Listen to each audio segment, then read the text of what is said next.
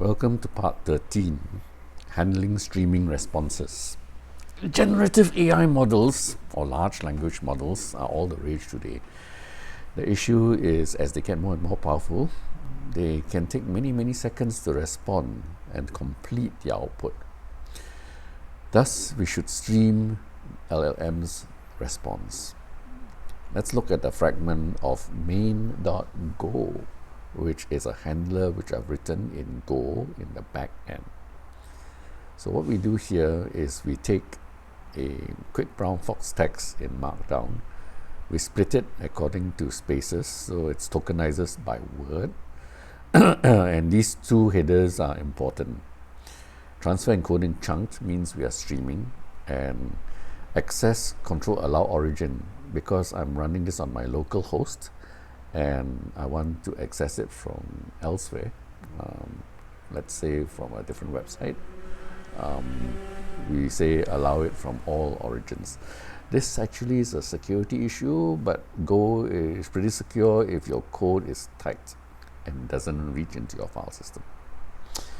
Anyway, let's look at W is a response writer, and I assert that the response writer can be flushed.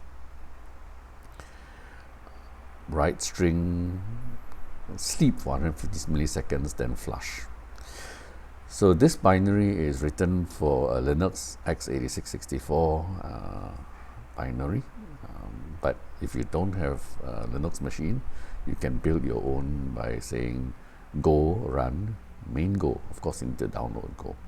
So let's look at this in action.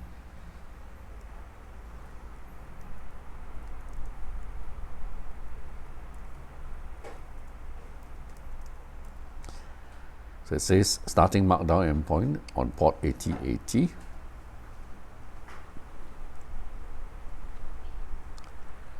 So it's localhost again, on port 8080. I refresh. And it's streaming across. This simulates the LLM. And when the streaming is done, it renders the Markdown.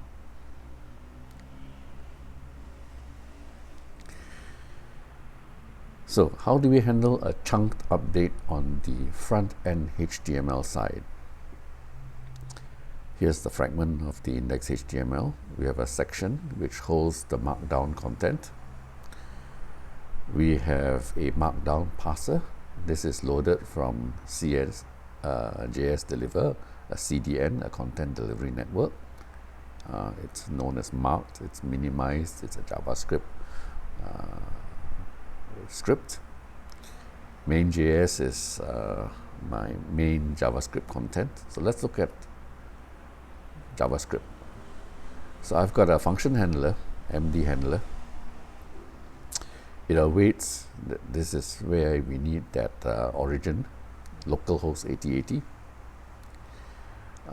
And we will actually select the Markdown section, create a pre-coded, pre-formatted section element of HTML, and we insert that streaming text into that pre-formatted section so that we will see the raw Markdown.